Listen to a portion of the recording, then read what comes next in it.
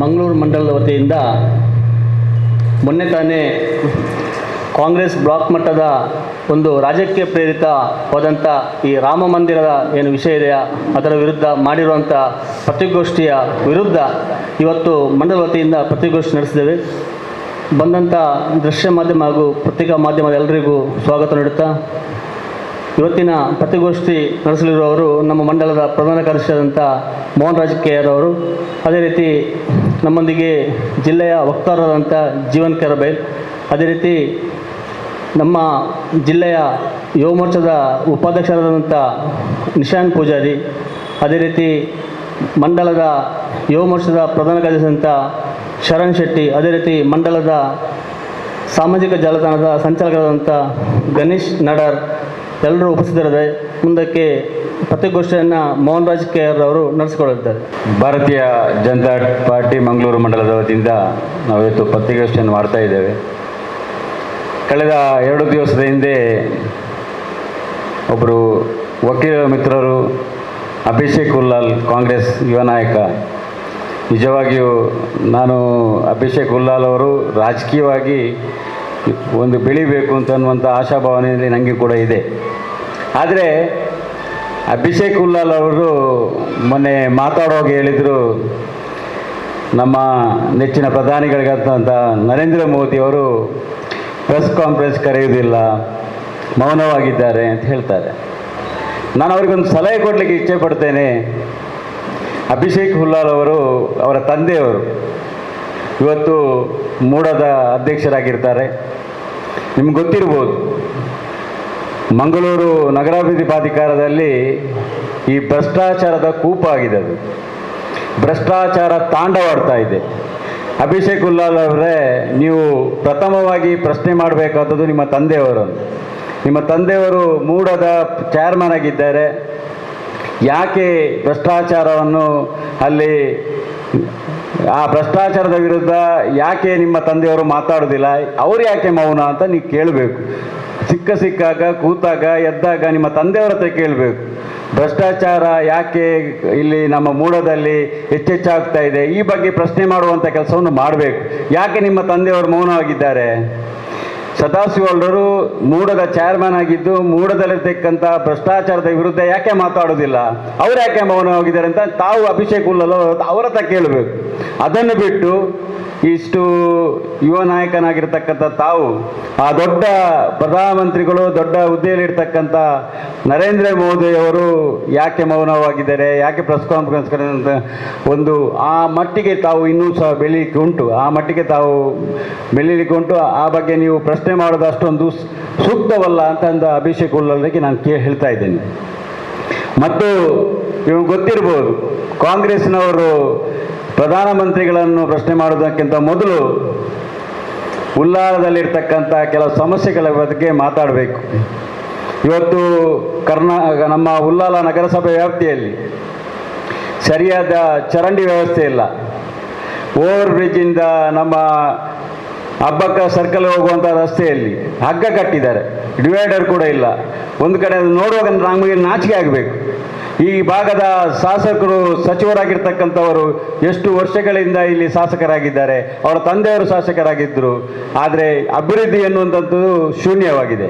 ಇದನ್ನು ನೋಡುವಾಗ ಗೊತ್ತಾಗ್ತದೆ ನಮ್ಮ ಊರಿನ ಪರಿಸ್ಥಿತಿ. ತೊಕ್ಕೋಟು ಭಾಗದಲ್ಲಿರ್ತಕ್ಕಂಥ ಜಾಗವನ್ನು ಮೊದಲಿಂದ ನೋಡ್ಕೊಂಡು ಬನ್ನಿ. ಕೇವಲ ಯಾವುದೇ ರೀತಿಯ ಅಭಿವೃದ್ಧಿ ಮಾಡದೆ ಇವತ್ತು ಕಾಂಗ್ರೆಸ್ ನಾಯಕರು ಕ್ವಶನ್ ಬೇಡ ಮಾಡಬೇಕಾದದ್ದು ನಿಮ್ಮ ಶಾಸಕರನ್ನು, ನಿಮ್ಮ ಸಚಿವರನ್ನು. ಯಾಕೆ ನೀವು ಮೌನ ಅಂತ ಕೇಳಬೇಕು ಅವರ ಹತ್ರ. ಅದನ್ನು ಬಿಟ್ಟು ನಮ್ಮಿಂದ ಬೇರೆ ಒಂದು ದೂರದಲ್ಲಿರ್ತಕ್ಕಂಥ ವಿಚಾರದ ಬಗ್ಗೆ ಚರ್ಚೆ ಮಾಡೋದು ಅಷ್ಟು ಸಮಂಜಸವಲ್ಲ. ಫಸ್ಟ್ ಆಫ್ ಆಲ್ ನಾವು ಕ್ವಶನ್ ಮಾಡಬೇಕಾದದ್ದು ಶಾಸಕರನ್ನು. ಇವತ್ತು UT ಖಾದರ್ ಅವರು ಮರೆಯಲ್ಲಿ ನಿಂತು ಕೆಲವೊಂದು ಕಾಂಗ್ರೆಸ್ನಲ್ಲಿರ್ತಕ್ಕಂಥ ಹಿಂದೂ ನಾಯಕರನ್ನು ಬಿಟ್ಟು ಇಲ್ಲಿ ಮಂಗಳೂರು ವಿಧಾನಸಭಾ ಕ್ಷೇತ್ರದ ವ್ಯಾಪ್ತಿಯಲ್ಲಿರ್ತಕ್ಕಂಥ ಹಿಂದೂಗಳ ನಡುವೆ ಮಧ್ಯೆ ಬೆಂಕಿ ಹಚ್ಚುವ ಕೆಲಸವನ್ನು ಮಾಡ್ತಾ ಇದ್ದಾರೆ. ಮೊನ್ನೆ ಸೋಕಾಲ್ಡ್ ಲೀಡರ್ ಆಗಿರ್ತಕ್ಕಂಥ ನಮ್ಮ ದಿನೇಶ್ ರವರು ಮಾತಾಡ್ತಾ ಹೇಳ್ತಾ ಹೋದ್ರು, ಕಲ್ಲಡ್ಕ ಪ್ರಭಾಕರ್ ಭಟ್ರು ಎಲ್ಲಿ ಅಂತ ಕೇಳಿದರು. ಅವರ ಬಾಯಲ್ಲಿಯೇ ಬಂತು, RSSನ ದೊಡ್ಡ ನಾಯಕರು ಅಂತ ಹೇಳಿದರು. ಅವರು 100% ಕರೆಕ್ಟ್. ದಿನೇಶ್ ರೈರವರೇ ಕಲ್ಲಡ್ಕ ಪ್ರಭಾಕರ್ ಭಟ್ರು ನಮ್ಮ RSSನ ದೊಡ್ಡ ನಾಯಕರು, 100% ಸತ್ಯ ನೀವು ಹೇಳಿದ್ದು. ಆದರೆ ಒಂದು ಮಾತ್ರ ನೆನಪಿಟ್ಟುಕೊಳ್ಳಿ, ಆ ಕಲ್ಲಡ್ಕ ಪ್ರಭಾಕರ್ ಭಟ್ರು ಹಿಂದೂ ಸಮಾಜದ ಪ್ರತಿಯೊಬ್ಬರ ಕಷ್ಟ ಅವರ ಕಣ್ಣೀರು ಕೆಲಸದಲ್ಲಿ ತೊಡಗಿದಂಥವರು. ಹಿಂದೂ ಸಮಾಜಕ್ಕೋಸ್ಕರ ಸರ್ವಸ್ವವನ್ನು ತ್ಯಾಗ ಮಾಡಿದಂಥ ವ್ಯಕ್ತಿ ಏನೆಂದರೆ ಅದು ಕಲ್ಲಡ್ಕ ಪ್ರಭಾಕರ್ ಭಟ್ರವರು. ಈ ನಮ್ಮ ಒಂದು ಅರ್ಥದಲ್ಲಿ ಹೇಳಬೇಕಾದ್ರೆ ಕಲ್ಲಡ್ಕ ಪ್ರಭಾಕರ್ ಭಟ್ರು ಇಡೀ ಸಮಾಜದ ಜಾಗೃತಿಗಾಗಿ ಹೋರಾಟ ಮಾಡತಕ್ಕಂಥದ್ದು. ತುರ್ತು ಪರಿಸ್ಥಿತಿಯ ಸಂದರ್ಭದಲ್ಲಿ ದಂಪತಿಗಳು ಜೈಲುವಾಸ ಮಾಡಿದಂಥವರು. ಇಂತಹ ಒಂದು ಧೀಮಂತ ವ್ಯಕ್ತಿಯ ಬಗ್ಗೆ ಮಾತಾಡುವಾಗ 3-4 ಬಾರಿ ಆಲೋಚನೆ ಮಾಡಿ ದಿನೇಶ್ ರೈ ಅವರು ಮಾತಾಡಬೇಕು. ಇದು ಇಡೀ ಹಿಂದೂ ಸಮಾಜ ಅವರಿಗೆ ಒಂದು ಧೀಮಂತ ನಾಯಕನ ಒಪ್ಪಿಕೊಂಡು ಅವರೊಬ್ಬ ಗೌರವಾನ್ವಿತ ನಾಯಕರಾಗಿದ್ದಾರೆ. ಎಲ್ಲರ ಆಶಾಕಿರಣರಾಗಿ ಕೆಲಸ ಮಾಡ್ತಾ ಇದ್ದಾರೆ. ಯಾಕಂದ್ರೆ ಒಂದು ಮಾತಾಡುವಾಗ 10 ಬಾರಿ ಆಲೋಚನೆ ಮಾಡಿ ನೀವು ತಾವು ಮಾತಾಡಬೇಕಿತ್ತು. ಒಂದು ಮಾತ್ರ ನೆನಪಿಟ್ಕೊಳ್ಳಿ, ಇವತ್ತು ನಮಗೂ ಕೂಡ ವಿಷಾದವಿದೆ. ಅಯೋಧ್ಯೆ ರಾಮ ಮಂದಿರದಲ್ಲಿರ್ತಕ್ಕಂಥ ಆ ಟ್ರಸ್ಟಿನಲ್ಲಿ ಆಗ್ತಕ್ಕಂಥ ಅವ್ಯವಹಾರದ ಬಗ್ಗೆ ನಮಗೂ ಕೂಡ ವಿಷಾದ ಇದೆ. ನಾನು ಅದನ್ನು ಹೇಳೋದಂದರೆ ಅಲ್ಲಿಯ ಸ್ಥಳೀಯ ರಾಜ್ಯ ಸರ್ಕಾರ ಈ ಬಗ್ಗೆ ಯಾವುದೇ ಮುಲಾಜಿಲ್ಲದೆ ಯಾರು ಅದರಲ್ಲಿ ತಪ್ಪಿಸಿದ್ದರೂ ಕೂಡ ಅವರ ವಿರುದ್ಧ ಸೂಕ್ತ ಕಾನೂನು ಕ್ರಮ ಕೈಗೊಂಡು ನಾವು ಕೂಡ ಅದನ್ನೇ ಹೇಳುವುದು. ಯಾಕೆಂದರೆ ಅಲ್ಲಿ ಎಷ್ಟೋ ಜನ ದೊಡ್ಡ ಪ್ರಭಾವಿತ ವ್ಯಕ್ತಿಗಳಿದ್ದರೂ ಕೂಡ ಇವತ್ತು ಕಾನೂನಿನ ಅಡಿಯಲ್ಲಿ ಯಾರು ದೊಡ್ಡವರಲ್ಲ.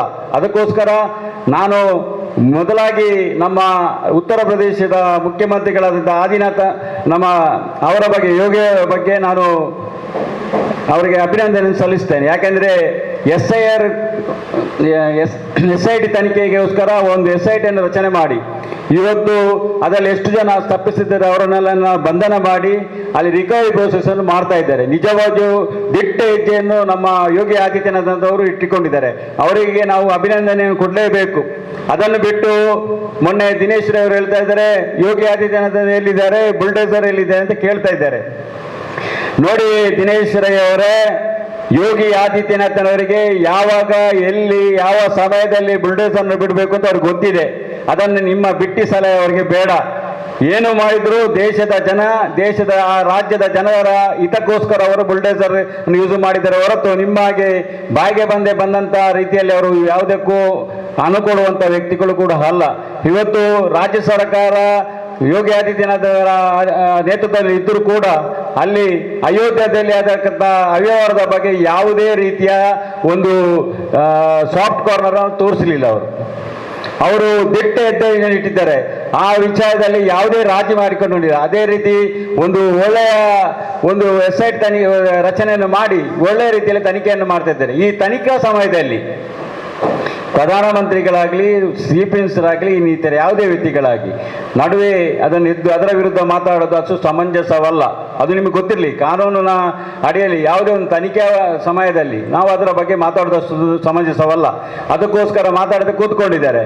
ಮತ್ತೊಂದು ವಿಚಾರ, ನಿಮಗೆ ಕಾಂಗ್ರೆಸ್ನವರಿಗೆ ಇವತ್ತು ಗೊತ್ತಿರ್ಬೋದು, ಗೃಹಲಕ್ಷ್ಮಿ ವಿಚಾರದಲ್ಲಿ 5,000 ಕೋಟಿ ಇವತ್ತು ಭ್ರಷ್ಟಾಚಾರವಾಗಿದೆ, ಹಗರಣ ಆಗಿದೆ. ನಿಮ್ಗೆ ಗೊತ್ತಿರ್ಬೋದು, ಫೇಕ್ ಅಕೌಂಟ್ಗಳಿಗೆಲ್ಲ ಹಣ ಹೋಗಿದೆ. ಈ ವಿಚಾರ ಎಲ್ಲರಿಗೂ ಗೊತ್ತಾಗಿದೆ. ಆದರೂ ಕೂಡ ನೀವು ನಿಮ್ಮ ನಾಯಕರನ್ನು ಪ್ರಶ್ನೆ ಮಾಡಬೇಕಿತ್ತಲ್ಲ. ಇಲ್ಲಿ ಕೂಡ ಅದರ ಬಗ್ಗೆ ಒಂದು SIT ರಚನೆ ಮಾಡಿ ಅದರ ಬಗ್ಗೆ ತನಿಖೆ ಮಾಡಿ ಅಂತ ಹೇಳಬೇಕಿತ್ತಲ್ಲ.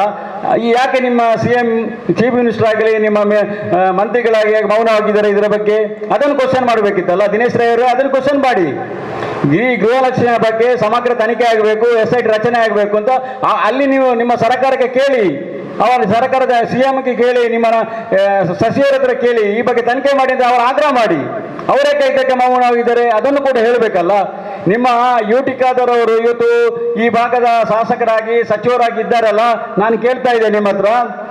1 ವರ್ಷದ ಹಿಂದೆ ಮಂಜಿನಾಡಿಯಲ್ಲಿ ಒಂದು ಗುಡ್ಡ ಕುಸಿದು ಮನೆ ಹಾನಿಯಾಗಿ ಅಲ್ಲಿ ಒಂದು ಕುಟುಂಬವೇ ನಾಶ ಆಗಿದೆ. ಅದರಲ್ಲಿ ಬದುಕುಳಿದಂಥ ಅಶ್ವಿನಿ ಅಂತ ಹೆಣ್ಣುಮಗಳು ಅವರ 2 ಕಾಲನ್ನು ಕಳೆದುಕೊಂಡಿದ್ರು. ನಿಮ್ಮ UT ಖಾದರ್ ಅವರು ಏನು ಮಾಡಿದ್ದಾರೆ ಅದಕ್ಕೆ ಯಾಕೆ ಆ ಬಗ್ಗೆ ಅವರು ಮೌನ? ಇವತ್ತು ಗೊತ್ತಿರ್ಬೋದು, ಆ ಅಶ್ವಿನಿ ಅನ್ನುವಂಥ ಹೆಣ್ಣು ಮಗಳಿಗೆ ಆಶ್ರಯ ಕೊಟ್ಟದ್ದು, ಅವಳ ಕಣ್ಣೀರನ್ನು ಒರೆಸುವಂತ ಕೆಲಸ ಮಾಡಿದ್ದು RSS ಮತ್ತು BJP. ಗೊತ್ತಿರಲಿ ನಿಮಗೆ.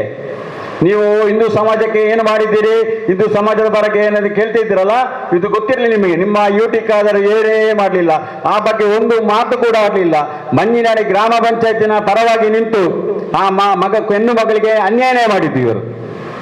ಇವತ್ತಿನ ತನಕ ಪೊಲೀಸರು ಕೇಸು ದಾಖಲು ಮಾಡದ ಮಂಜಿನಾಡಿ ಗ್ರಾಮ ಪಂಚಾಯತಿನ ಮೇಲೆ ಯಾವುದೇ ರೀತಿ ಕೇಸ್ ಹಾಕದೆ ಇವತ್ತು ಕೂಡ ಕಣ್ಣು ಮುಚ್ಚಾಲನ್ನು ಆಡ್ತಾ ಇದೆ. ಅದಕ್ಕೆ ಕಾರಣ ಯಾರು? ಸ್ಥಳೀಯ ಶಾಸಕರು ತಾನೇ. ಹೇಳಬೇಕಿತ್ತಲ್ಲ, ಒತ್ತಡ ಹಾಕಬೇಕಿತ್ತಲ್ಲ. ಕಾನೂನು ಬಿಡಿ, ರಾಜ್ಯ ಸರ್ಕಾರದಿಂದ ಏನಾದರೂ ದೊಡ್ಡ ಪರಿಹಾರ ಕೊಡಬೇಕಿತ್ತಲ್ಲ, ಅದನ್ನು ಮಾಡಿದಾರ? ಅವರ ಕರ್ತವ್ಯನ ಅವರು ನಿರ್ವಹಣೆ ಮಾಡಿದ್ದಾರಾ? ಈ ಬಗ್ಗೆ ನೀವು ಪ್ರಶ್ನೆ ಮಾಡಿ ಹಾಗಾದ್ರೆ ಅವರನ್ನು. ಏನು ಹಿಂದೂ ಸಮಾಜದ ಬಗ್ಗೆ ನೀವು ಮೊನ್ನೆ ಮಾತಾಡಿದ್ದಾರೆ, ಅಲ್ಲಿ ಕೂತ್ಕೊಂಡು ದೊಡ್ಡ ಮಾತಾಡಿದಲ್ಲ, ಅದರ ಬಗ್ಗೆ ನಾವು ಪ್ರಶ್ನೆ ಮಾಡಿ. ಏನು ಮಾಡಿದ್ದೀರಿ ನೀವು? ಹಿಂದೂ ಸಮಾಜದ ಅಂತ ಹೇಳಿದ್ರೆ ಮಾತಾಡೋದಲ್ಲ, ದೊಡ್ಡ ಅಲ್ಲದಲ್ಲ, ಅವರ ಬಗ್ಗೆ ನೀವೇನೇ ಮಾಡಿದ್ದೀರಿ? ಇವತ್ತು ಅವರ ಪರವಾಗಿ ನಿಂತದ್ದು ಯಾರು? RSS ಮತ್ತು BJP. ಗೊತ್ತಿರಲಿ ನಿಮಗೆ. ನಾನು ಅದಕ್ಕೆ ನೀವು ಪ್ರಶ್ನೆ ಮಾಡುವುದಕ್ಕೆ ಮೊದಲು ನಿಮ್ಮವರನ್ನು ಪ್ರಶ್ನೆ ಮಾಡುವಂಥ ಕೆಲವು ಇದು ವಿಷಯಗಳು ನಮ್ಮಲ್ಲಿ ಇದೆ. ದೊಡ್ಡ ಮಾತಾಡೋದು ದೊಡ್ಡ ಸಂಗತಿ ಏನಲ್ಲ. ಇವತ್ತು ನಾನು ಕೇಳ್ತಾ ಇದ್ದೇನೆ, ರಾಮ ಜನ್ಮಭೂಮಿ ರಾಮ ಮಂದಿರದ ಬಗ್ಗೆ ನಿಮಗೆ ಮಾತಾಡಲಿ ಯೋಗ್ಯತೆಯೇ ಇಲ್ಲ. ಅವತ್ತು ರಾಮ ಮಂದಿರ ಮಾಡುವಾಗ ಅದರ ವಿರುದ್ಧ ಮಾತಾಡಿದವರು ಕಾಂಗ್ರೆಸ್ಸಿನವರು. ಅಲ್ಲಿ ನಮ್ಮ ಟಾಯ್ಲೆಟ್ ಕಟ್ಬೋದು ಅಂತ ಸಲಹೆ ಕೊಟ್ಟವರು ಕಾಂಗ್ರೆಸ್ನವರು. ಇವತ್ತು ಭಾರಿ ಭಕ್ತಿ ಬಂದಿದೆ, ಶ್ರೀರಾಮಚಂದ್ರ ಮಂದಿರದ ಬಗ್ಗೆ ಭಾರಿ ಭಕ್ತಿ ಬಂದಿದೆ. ನಾನು ಕೇಳ್ತಾ ಇದ್ದೇನೆ, ಇವತ್ತು ಒಂದು ವೇಳೆ ಅಲ್ಲಿ ಅವ್ಯವಹಾರ ಆಗಿದ್ರು ಕೂಡ ಇವತ್ತು ತನಿಖೆಯ ಸಮಯದಲ್ಲಿರ್ತಕ್ಕ ಎಲ್ಲ ವಿಚಾರಗಳನ್ನು ಭಾರಿ ಗಟ್ಟಿಯಾಗಿ ಯೋಗಿ ಆದಿತ್ಯನವರು ಭಾರಿ ಗಟ್ಟಿಯಾಗಿ ಅದನ್ನು ಸೀರಿಯಸ್ ಆಗಿ ಗಂಭೀರವಾಗಿ ತೆಗೆದುಕೊಂಡು ಯಾರು ಅದರಲ್ಲಿ ಇನ್ವಾಲ್ವ್ ಆಗಿದ್ದಾರೆ ಅವರನ್ನೆಲ್ಲ ಬಂಧನ ಮಾಡಿ ರಿಕವರಿ ಪ್ರೊಸೆಸ್ ಮಾಡ್ತಾ ಇದ್ದಾರೆ. ಅದನ್ನು ಹೇಳ್ತಾ ಇದ್ದೇನೆ. ನಾನು ಏನು ಬಿಟ್ಟಾಕಿಲ್ಲ, ಏನು ಸಾಫ್ಟ್ವೇರ್ ತೋರಿಸಿರ್ಲಿಲ್ಲ. ಆ ಬಗ್ಗೆ ದಿಟ್ಟವಾದ ನಮ್ಮ ಅಲ್ಲಿ ಸ್ಥಳೀಯ CM ಮಾಡ್ತಾ ಇದ್ದಾರಲ್ಲ. ಈ ಸಂದರ್ಭದಲ್ಲಿ ಪ್ರಶ್ನೆ ಮಾಡಿದ ಎಷ್ಟು ಸಮಂಜಸ ಅಂತ ನಿಮ್ಮ ಹತ್ರ ಕೇಳ್ತಾ ಇದ್ದೇನೆ.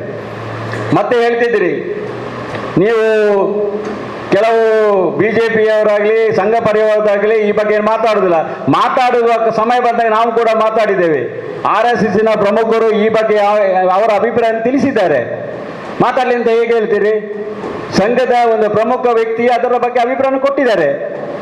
ನಾವೇನು ಆ ತನಿಖೆ ಮಾಡಬೇಡಿ, ತನಿಖೆಗೆ ಯಾರಾದರೂ ಅಡ್ಡಿ ಮಾಡಿದ್ದಾರಾ? ತನಿಖೆ ಅಡ್ಡಿ ಮಾಡಿದರೆ ಓಕೆ, ಪ್ರೈಮ್ ಮಿನಿಸ್ಟರ್ ಇಂಟರ್ಫಿಯರ್ ಆಗಲಿಲ್ಲ. ಪ್ರೈಮ್ ಮಿನಿಸ್ಟರ್ ಖಾಲಿ ಅಯೋಧ್ಯೆ ರಾಮ ಮಂದಿರ ಕಟ್ಟಲಿಕ್ಕೆ ಅವರೆಲ್ಲ ಸಹಕಾರವನ್ನು ಕೊಟ್ಟಿದ್ದಾರೆ ಅಷ್ಟೇ. ಈ ಟ್ರಸ್ಟಿನ ವಿಷಯದಲ್ಲಿ ಅವ್ಯವಹಾರ ಮಾಡಿದ್ದಕ್ಕೆ ಇವರಿಗೇನು ಕನೆಕ್ಷನ್ ಇದೆ? ಅದನ್ನು ಕೇಳ್ತಾ ಇದ್ದೇನೆ. ಸುಳ್ಳು ಇಲ್ಲೇ ಗೊತ್ತಿರ್ಬೋದು, ನಮ್ಮ ಮೋದಿಯವರ ಬಗ್ಗೆ ಭ್ರಷ್ಟಾಚಾರದ ಬಗ್ಗೆ ಮಾತಾಡಲಿಕ್ಕೆ ಏನು ವಿಷಯ ಇಲ್ಲ. ಅದಕ್ಕೆ ಕಾಂಗ್ರೆಸ್ನವರು ಇದು ಒಳ್ಳೆಯ ಸಮಯ ಅಂತ ಹೇಳಿಕೊಂಡು ಅಯೋಧ್ಯೆ ಶ್ರೀರಾಮ ಮಂದಿರದ ಅವ್ಯವಹಾರವನ್ನು ಅವ್ರಿಗೆ ಲಿಂಕ್ ಮಾಡಲಿಕ್ಕೆ ಹೊರಟಿದ್ದಾರೆ.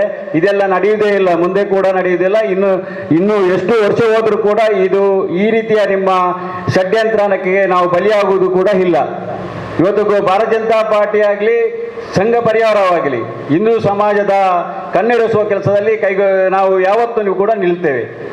ಆದರೆ ಒಂದು ಗೊತ್ತಿರಲಿ, ತಾವು ಮಾತಾಡುವ ಮೊದಲು ಕೆಲವೊಂದು ಉಲ್ಲೇಖವನ್ನು ನೀವು ಮಾಡಿಕೊಂಡು ಹೋಗ್ತಿದ್ದೀರಿ. ನೀವು ಮೋದಿಯವರು ಪ್ರೆಸ್ ಮೀಟ್ ಮಾಡೋದಿಲ್ಲ, ಒಂದು ಗೊತ್ತಿರಲಿ ನಿಮಗೆ. ನಮ್ಮ ಸನ್ಮಾನ್ಯ ನರೇಂದ್ರ ಮೋದಿಯವರು ತಿಂಗಳ 4ನೇ ಆದಿತ್ಯವಾರ 11 ಗಂಟೆಗೆ ಮನ್ ಕಿ ಬಾತ್ ಕಾರ್ಯಕ್ರಮ ನಮ್ಮ ಮೀಡಿಯಾಗಳಲ್ಲೇ ಪ್ರಸಾರ ಆಗ್ತಾ ಇದೆ. ನಮ್ಮ ಮೋದಿಯವರು ಮನ್ ಕಿ ಬಾತ್ ಮುಖಾಂತರ ತನ್ನ ಒಂದು ಅಭಿಪ್ರಾಯ ನೀಡಿ ಭಾರತ ದೇಶದ ಪ್ರಜೆಗಳಿಗೆ ಕೊಡುವಂಥ ಕೆಲಸವನ್ನು ಮಾಡ್ತಾ ಇದ್ದಾರೆ. ನಾನೊಂದು ಸಲಹೆ ಕೊಡ್ತಾ ಇದ್ದೇನೆ, ಅಭಿಷೇಕ್ ಉಲ್ಲದಾಗಲಿ ನಮ್ಮ ದಿನೇಶ್ ರೈ ಅವರಾಗಲಿ ಸ್ವಲ್ಪ 4ನೇ ಆದಿತ್ಯವಾರ ನೀವು ಕೂಡ 11 ಗಂಟೆಗೆ ಮನ್ ಕಿ ಬಾತ್ ಕಾರ್ಯಕ್ರಮವನ್ನು ವೀಕ್ಷಣೆ ಮಾಡಿ. ಆ ಮುಖಾಂತರ ಮೋದಿಯವರು ಏನು ಹೇಳ್ತಾರೆ ಅದನ್ನು ಸ್ವಲ್ಪ ನಿಮ್ಮ ಜೀವನದಲ್ಲಿ ಅಳವಡಿಸಿಕೊಂಡು ಮುಂದೆ ಆದರೂ ಒಳ್ಳೆಯ ಕೆಲಸ ಮಾಡಲಿಕ್ಕೆ ತಾವು ಅದಕ್ಕೆ ಪ್ರೋತ್ಸಾಹ ಕೊಡುವಂಥ ಕೆಲಸವನ್ನು ಇಲ್ಲಿ ಮಾಡಿ. ಇವತ್ತು ನರೇಂದ್ರ ಮೋದಿ ಅವರು ಮಾತಾಡುವುದಿಲ್ಲ, ಅವರು ಪ್ರೆಸ್ ಕಾನ್ಫರೆನ್ಸ್ ಕರೆಯುವುದಕ್ಕೆ ಮೊದಲು ತಿಂಗಳಿಗೊಮ್ಮೆ ರಾಷ್ಟ್ರೀಯ ನಮ್ಮ ಪ್ರಧಾನಮಂತ್ರಿ ತಿಂಗಳಿಗೊಮ್ಮೆ 11 ಗಂಟೆ ಒಂದು ಅರ್ಧ ಗಂಟೆ ನಮ್ಮ ಇಡೀ ಭಾರತ ದೇಶದ ಪ್ರಜೆಗಳಿಗೋಸ್ಕರ ಅವರ ಸಮಯವನ್ನು ಕೊಡ್ತಾರೆ ಅಂತಂದರೆ ಅದಕ್ಕಿಂತ ದೊಡ್ಡ ಏನು ಬೇಕು ನಮಗೆ? ಅವ ಅಭಿಪ್ರಾಯ ಎಲ್ಲ ಭಾರತ ದೇಶದಲ್ಲಿರ್ತಕ್ಕಂಥ ಎಲ್ಲ ವಿಚಾರಗಳ ಬಗ್ಗೆ ಒಂದು ಸಲಹೆ ಸೂಚನೆ ಕೊಡ್ತಕ್ಕಂಥ ಅಭಿಪ್ರಾಯ ಕೊಡ್ತಕ್ಕಂಥ ಕೆಲಸವನ್ನು ಸಂದೇಶವನ್ನು ಕೊಡ್ತಕ್ಕಂಥ ಕೆಲಸವನ್ನು ನಮ್ಮ ನರೇಂದ್ರ ಮೋದಿಯವರು ಮಾಡ್ತಾ ಇದ್ದಾರೆ. ಅದಕ್ಕೋಸ್ಕರ ಕೇವಲ ನಾವು ಒಬ್ಬರಿಗೆ ಟೀಕೆ ಮಾಡುವಂಥ ದೃಷ್ಟಿಕೋನದಲ್ಲಿ ಅವರ ವಿರುದ್ಧ ಮಾತಾಡೋದು, ಅವರು ಮೌನವಾಗಿದ್ದಾರೆ ಅಂತ ಹೇಳೋದಕ್ಕಿಂತ ಜಾಸ್ತಿ ಮಂಗಳೂರು ವಿಧಾನಸಭಾ ಕ್ಷೇತ್ರದಲ್ಲಿ ಸಮಸ್ಯೆಗಳ ಗೂಡಾಗಿದೆ. ರಸ್ತೆಗಳೆಲ್ಲ ಗುಂಡಿ ಬಿದ್ದಾಗಿದೆ, ಅಲ್ಲಲ್ಲಿ ಚರಂಡಿಯ ವ್ಯವಸ್ಥೆ ಇಲ್ಲ, ಕೆಲವು ಕಡೆ ಅಭಿವೃದ್ಧಿ ಎನ್ನುವುದೇ ಇಲ್ಲ. ಇದರ ಬಗ್ಗೆ ಸ್ವಲ್ಪ ನೀವು ಪ್ರಶ್ನೆ ನೀವು ಯುಟಿ ಖಾದರ್ಗೆ ಮಾಡಬೇಕು, ದಿನೇಶ್ ರೈಯವರೇ, ಅಭಿಷೇಕ್ ಉಲ್ಲಲ್ ಅವರೇ.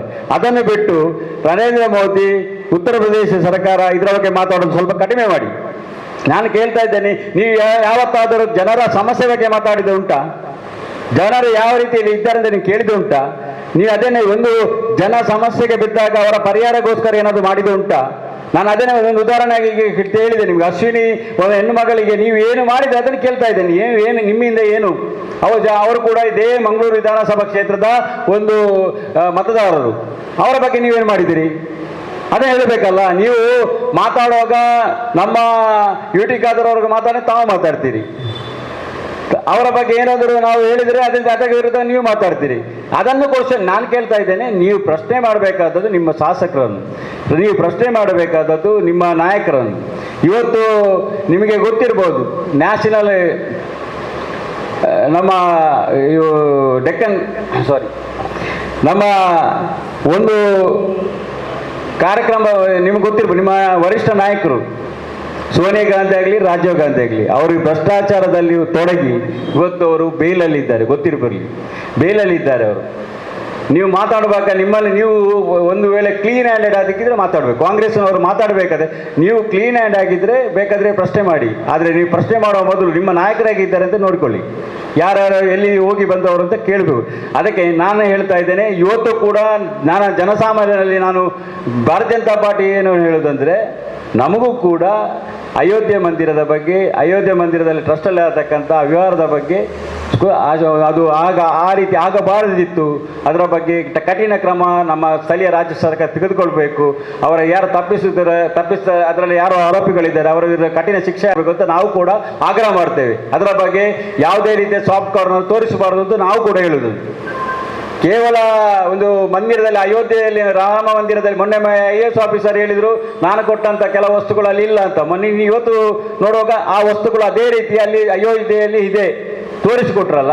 ಕೆಲವು ಎಲಿಗೇಷನ್ ಮಾಡುವಾಗ ಆಧಾರ ರಹಿತವಾಗಿ ಕೆಲವು ಎಲಿಗೇಷನ್ ಮಾಡ್ತಾರೆ. ಇದನ್ನೆಲ್ಲ ನಾವು ತಲೆಗೆ ಕೆಡಿಸುವಂಥ ಪ್ರಶ್ನೆನೇ ಇಲ್ಲ.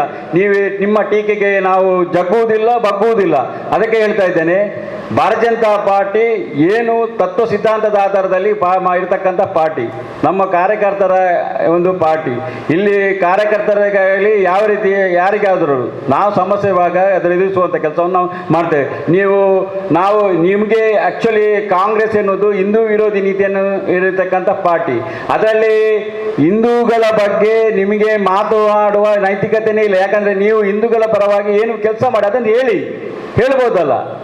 ಈ ಕ್ಷೇತ್ರದಲ್ಲಿ ನೀವು ನೋಡಬೇಕಾದ್ರೆ ನಾನು ಕೂಡ ಹೇಳ್ತೇನೆ, ಮಂಗಳೂರು ವಿಧಾನಸಭಾ ಕ್ಷೇತ್ರದಲ್ಲಿ ಈ ಭಾರತೀಯ ಜನತಾ ಪಾರ್ಟಿಗೆ ಹೆಚ್ಚು ಮತ ಬರತಕ್ಕಂಥ ಜಾಗಕ್ಕೆ ಹೋಗಿ ನೋಡಿ, ಎಲ್ಲಿ ಎಷ್ಟು ಅಭಿವೃದ್ಧಿ ಮಾಡಿದಿರಿ. ನೀವು ಒಳ ರಸ್ತೆಗಳನ್ನೊಮ್ಮೆ ನೋಡಿ, ಏನು ಅಭಿವೃದ್ಧಿ ಮಾಡಿದ್ದೇವೆ, ಏನು ಹಾಕಿದಿರಿ. ನಿಮಗೆ ಮೊನ್ನೆ ಪ್ರಶ್ನೆ ಮಾಡ್ತಾನೆ, BJP ಸರ್ಕಾರ ರಾಜ್ಯದಲ್ಲಿರುವಾಗ ತಾವು ಎಲ್ಲಿದ್ದೀರಿ ಇದು ಒಬ್ಬ ಪ್ರಶ್ನೆ ಮಾಡಿದ್ದೆ ನನಗೆ. ಯಾರು ಇಬ್ಬರು ಮಾಡಿದ್ದಾರೆ. ನಾನು ಹೇಳ್ತೇನೆ, ಭಾರತೀಯ ಜನತಾ ಪಾರ್ಟಿ ಸರ್ಕಾರ ಇರುವಾಗ ಇಲ್ಲಿ ಯಾರು ಶಾಸಕರಿದ್ದದ್ದು? ಯುಟಿ ಖಾದರ್ ತಾನೆ. ಯಾವುದೇ ರಾಜ್ಯ ಸರ್ಕಾರದ ಅನುದಾನ ತರಬೇಕಾದ್ರೆ ಯಾರು? ಯುಟಿ ಖಾದರ್ ತಾನೆ. ತಂದಿದ್ದಾರಾ? ಬಾಕಿ ಈ BJP ಶಾಸಕರಿರ್ತಕ್ಕಂಥ ಒಂದು ವಿಧಾನಸಭಾ ಕ್ಷೇತ್ರವನ್ನು ಒಮ್ಮೆ ನೋಡಿ ಹೋಗಿ, ಎಷ್ಟು ಅಭಿವೃದ್ಧಿ ಆಗಿದೆ ಅಂತ ನೋಡಿ. ಅದೇ ನಮ್ಮ ಮಂಗಳೂರು ವಿಧಾನಸಭಾ ಕ್ಷೇತ್ರದಲ್ಲಿ ಏನು ಕೆಲಸ ಮಾಡಿದ್ದಾರೆ ಅದಕ್ಕೆ ಅವರದನ್ನೇ ಪ್ರಶ್ನೆ ಮಾಡಬೇಕು. ಆ ಅನುದಾನ ಎಲ್ಲಿ ಕೊಂಡೋಗಿ ಹಾಕಿದರೆ ಅಂತ ಅವ್ರನ್ನ ಕೇಳಬೇಕಾಗ್ತದೆ. ನಾನು ಕೇಳ್ತಾ ಇದ್ದೇನೆ, ಅರೆಕಾಲದ ಈ ಬ್ರಿಡ್ಜಿ ಯಾವ ಸರ್ಕಾರ ಇರುವಾಗ ಅದನ್ನು ಸ್ವಲ್ಪ ಯೋಚನೆ ಮಾಡಿ. ಎಲ್ಲವನ್ನು ಮಾಡಿಕೊಂಡು ಎಲ್ಲವನ್ನು ತಿಳಿದುಕೊಂಡು ಸುಮ್ಮನೆ ಭಾರತೀಯ ಜನತಾ ಪಾರ್ಟಿಯ ಮೇಲೆ ಆರೋಪ ಮಾಡೋದನ್ನು ನಿಲ್ಲಿಸಿ. ನಾವು ಎಲ್ಲಿದ್ದಿ 3 ವರ್ಷ ಸರ್ಕಾರ ಇರುವಾಗ ಯಾವ ಎಲ್ಲಿದ್ದೀರಿ ಅಂತ ಕೇಳುವ ಮೊದಲು ಭಾರತೀಯ ಜನತಾ ಪಾರ್ಟಿ ಸರ್ಕಾರ ಇರುವಾಗ ಯಾವ ಕ್ಷೇತ್ರಗಳು ಹೇಗೆ ಅಭಿವೃದ್ಧಿ ಆಗಿದೆ ಒಮ್ಮೆ ನೋಡಿ ಬನ್ನಿ. ಅಲ್ಲಿ ಮೂಡಬಿದ್ರೆ ಆಗಲಿ, ಮಂಗಳೂರು ದಕ್ಷಿಣ ಆಗಲಿ, ಮಂಗಳೂರು ಉತ್ತರ ಆಗಲಿ, ಬೆಳ್ತಂಗಡಿ ಆಗಲಿ, ಬಂಟ್ವಾಳ ಆಗಲಿ, ಎಷ್ಟು ಅಭಿವೃದ್ಧಿ ಆಗಿದೆ ಒಮ್ಮೆ ನೋಡಿ ಬನ್ನಿ. ಅದನ್ನು ಬಿಟ್ಟು ಪ್ರಶ್ನೆ ಮಾಡೋದನ್ನು ನಿಲ್ಲಿಸಿ. ಇನ್ನು ಮುಂದೆ ನಿಮ್ಮ ಶಾಸಕರನ್ನು ಪ್ರಶ್ನೆ ಮಾಡೋದಂತ ಪ್ರಾರಂಭ ಮಾಡಿ. ಆನಂತರ ಈ ಮಂಗಳೂರು ವಿಧಾನಸಭಾ ಕ್ಷೇತ್ರದ ಅಭಿವೃದ್ಧಿಗೆ ತಕ್ಕಾಗಿ ನೀವು ಕೆಲಸ ಮಾಡಲಿಕ್ಕೆ ಆಗ್ತದಂತ ಒಂದು ನೀವು ಅದಕ್ಕೆ ಪ್ರೋತ್ಸಾಹ ಕೊಡುವಂಥ ಕೆಲಸವನ್ನು ಮಾಡಿ ಅಂತ ಹೇಳಿ ನಿಮಗೆ ನನ್ನ ಮಾತನ್ನು ಮುಗಿಸ್ತೇನೆ. ಆತ್ಮೀಯ ಪತ್ರಿಕೆ ಮತ್ತು ದೃಶ್ಯ ಮಾಧ್ಯಮದ ಮಿತ್ರರೇ, ಈಗಾಗಲೇ ನಮ್ಮ ಮಂಡಲದ ಪ್ರಧಾನ ಕಾರ್ಯದರ್ಶಿಗಳು ಎಲ್ಲ ವಿಚಾರಗಳನ್ನು ತಿಳಿಸಿದ್ದಾರೆ. ಮುಖ್ಯವಾಗಿ ನಾನು ಇತ್ತೀಚೆಗೆ ಮೊನ್ನೆ 2 ದಿವಸಗಳ ಹಿಂದೆ ಕಾಂಗ್ರೆಸ್ನವರು ಮಾಡಿದಂಥ ಏನು ನಮ್ಮ ಮೇಲೆ ಅವರು ಮಾಡಿರ್ತಕ್ಕಂಥ ಆರೋಪ ಇರ್ಬೋದು, ಅಥವಾ ರಾಮ ಮಂದಿರದ ಆ ಒಂದು ಪ್ರಕರಣದ ಬಗ್ಗೆ ಇವರು ಮಾಡಿರ್ತಕ್ಕಂಥ ಆರೋಪಗಳಿರ್ಬೋದು, ಇದರ ಬಗ್ಗೆ ಕೆಲವೊಂದು ವಿಚಾರಗಳನ್ನು ಅವರಿಗೆ ಕೂಡ ನೆನಪಿಸುವಂಥ ಕೆಲಸವನ್ನು ನಾನು ಮಾಡಬೇಕಾಗೈತೆ. ರಾಮ ಮಂದಿರದ ವಿರುದ್ಧವಾಗಿ ಕಾಂಗ್ರೆಸ್ಸಿಗರು ಇಲ್ಲ ಅಂತ ಹೇಳಿದ್ದಾರೆ. ಅವರು ಯಾವಾಗ ರಾಮ ಮಂದಿರದ ಪರವಾಗಿ ಇದ್ದಾರೆ ಅಂತ ಅವರು ನಮಗೆ ಹೇಳಬೇಕು. 2017ರಲ್ಲಿ ಸುನ್ನಿ ವಕ್ಫ್ ಬೋರ್ಡ್ ಸುಪ್ರೀಂ ಕೋರ್ಟ್ನಲ್ಲಿ ಅದರ ಪರವಾಗಿ ಮತ್ತು ರಾಮ ಜನ್ಮಿ ಟ್ರಸ್ಟ್ನ ವಿರುದ್ಧವಾಗಿ ವಾದ ಮಾಡಿದವರು ಹಿರಿಯ ಕಾಂಗ್ರೆಸ್ಸಿನ ನಾಯಕ ಕಪಿಲ್ ಸಿಬಲ್ರವರು. ಅದಕ್ಕಿಂತ ಹಿಂದೆ ರಾಮಾಯಣ ಎನ್ನುವಂಥದ್ದು ಕಾಲ್ಪನಿಕ, ರಾಮ ಎನ್ನುವಂಥದ್ದು ಅದು ಇಲ್ಲವೇ, ರಾಮ ಎನ್ನುವಂಥ ಪಾತ್ರ ಅದು ಕಾಲ್ಪನಿಕ ರೀತಿಯಲ್ಲಿ ಮಾತಾಡಿದಂಥವರು ಮತ್ತು ಅದಕ್ಕೆ ಕೋರ್ಟಲ್ಲಿ ಅಫಿಡವಿಟ್ ಹಾಕಿದಂಥವರು ಕೂಡ ಇದೇ ಕಾಂಗ್ರೆಸ್ನವರು. ರಾಮೇಶ್ವರದಲ್ಲಿ ರಾಮ ಸೇತುವನ್ನು ಒಡೆದಾಗಲಿಕ್ಕೆ ಹೋಗಿರ್ತಕ್ಕಂಥವ್ರು ಯಾರು? ಇದೇ UPA ಸರ್ಕಾರ, ಕಾಂಗ್ರೆಸ್ ನೇತೃತ್ವದ ಸರ್ಕಾರ. ಇದೆಲ್ಲವನ್ನು ಮಾಡಿಕೊಂಡು ಇಲ್ಲಿ ಬಂದು ಅವರು ಹೇಳ್ತಾರೆ ನಾವು ರಾಮ ಮಂದಿರದ ವಿರುದ್ಧ ಇರಲಿಲ್ಲ ಅಂತ. ಪ್ರತಿಯೊಂದು ಸಂದರ್ಭದಲ್ಲಿ ಅವರು ಶ್ರೀರಾಮಚಂದ್ರನ ವಿರುದ್ಧವಾಗಿದ್ದವರು. ಮತ್ತು 2022ರಲ್ಲಿ ಏನೋ ಅಯೋಧ್ಯೆಯಲ್ಲಿ ಶ್ರೀರಾಮನ ಮಂದಿರ ಅದು ಪ್ರಾಣ ಪ್ರತಿಷ್ಠೆ ಆಗಿರತಕ್ಕಂಥ ಸಂದರ್ಭದಲ್ಲಿ ಅಲ್ಲಿ ಯಾವುದೇ ರಾಜಕೀಯ ಇರಲಿಲ್ಲ. ಅಲ್ಲಿ ಎಲ್ಲ ಪಕ್ಷದವರಿಗೂ ಕೂಡ ಎಲ್ಲರಿಗೂ ಕೂಡ ಆಮಂತ್ರಣ ಪತ್ರವನ್ನು ಕೊಟ್ಟುವಂಥ ಸಂದರ್ಭದಲ್ಲಿ ಯಾರು ಅಲ್ಲಿಗೆ ಬರಲಿಕ್ಕೆ ತಿರಸ್ಕಾರ ಮಾಡಿದಂಥವರು? ಕಾಂಗ್ರೆಸ್ಗರು ಯಾರು ಕೂಡ ಹೋಗಬಾರ್ದು ಅಂತ ಹೇಳಿದವರು ಯಾರು? ಇವರ ಹೈಕಮಾಂಡ್ನವರಲ್ಲ. ಈ ರೀತಿಯಾಗಿ ಪ್ರತಿ ಸಂದರ್ಭದಲ್ಲಿ ಕೂಡ ರಾಮನ ವಿರುದ್ಧವಾಗಿ ಇದ್ದಂಥ ಒಂದು ಪಕ್ಷ ಅದು ಕಾಂಗ್ರೆಸ್ ಪಕ್ಷ. ಇವತ್ತವರು ರಾಮನ ಬಗ್ಗೆ ಬಹಳ ಒಂದು ಭಕ್ತಿ ಬಂದಿದೆ, ಬಹಳ ಗೌರವ ಬಂದಿದೆ ರೀತಿಯಲ್ಲಿ ಅವರು ಮಾತಾಡ್ತಾರೆ. ಇದೆಲ್ಲವೂ ಕೂಡ ಹಿಂದೂ ಸಮಾಜವನ್ನು ಒಡೆಯುವಂಥ ಅವರ ತಂತ್ರ. ಮತ್ತು ಏನು ಹಿಂದೂಗಳ ಮತ್ತು ಇಡೀ ದೇಶದ ಎಲ್ಲರೂ ಕೂಡ ಮರ್ಯಾದ ಪುರುಷೋತ್ತಮವಾಗಿರ್ತಕ್ಕಂಥ ಶ್ರೀರಾಮಚಂದ್ರನ ಆ ಒಂದು ಭವ್ಯ ಮಂದಿರ ಆಗಿದೆ ಮತ್ತು ಆ ಒಂದು ಶ್ರದ್ಧಾ ಕೇಂದ್ರದ ಬಗ್ಗೆ ಒಂದು ಅಪನಂಬಿಕೆಯನ್ನು ಸೃಷ್ಟಿಸುವಂಥ ಕೆಲಸವನ್ನು ಕಾಂಗ್ರೆಸ್ ಈ ಒಂದು ಪ್ರಕರಣದ ಮೂಲಕ ನಿರಂತರವಾಗಿ ಮಾಡಿಕೊಂಡು ಬಂದಿದೆ. ನಮ್ಮ ಈ ಕ್ಷೇತ್ರದಲ್ಲಿ ಕೂಡ ಇಲ್ಲಿನ ಏನು ನಾಯಕರು ಯುವ ನಾಯಕರು ಇದ್ದರೆ ಅವರು ಕೂಡ ಏನು ಅದರ ಬಗ್ಗೆ ಆಲೋಚನೆ ಮಾಡದೆ ಪ್ರಶ್ನೆಯನ್ನು ಮಾಡ್ತಿದ್ದಾರೆ. ವಿಚಿತ್ರ ಆಗ್ತಾ ಉಂಟು. ಇವರು ಒಮ್ಮೆ ಇವರ ಸರ್ಕಾರದಲ್ಲಿ ಆಗಿರ್ತಕ್ಕಂಥ ಅವಘಡಗಳನ್ನು ನೋಡಬೇಕು. ಶ್ರೀರಾಮನ ಬಗ್ಗೆ ಮಾತಾಡೋಕ್ಕಿಂತ ಮುಂಚೆ ಶ್ರೀರಾಮನ ಪರಮ ಭಕ್ತ ಹನುಮಂತನ ಧ್ವಜವನ್ನು ಇವರು ಮಂಡ್ಯದಲ್ಲಿ ಕರೆಗೋಡಿನಲ್ಲಿ ಅದನ್ನು ತೆರವುಗೊಳಿಸುವಂಥ ಕೆಲಸವನ್ನು ಮಾಡ್ತಾರೆ. ಆವಾಗ ಇಲ್ಲಿ ಯಾರು ಅದರ ಬಗ್ಗೆ ಪ್ರಶ್ನೆ ಮಾಡಿದ್ದಾರೆ? ಪಶ್ಚಿಮ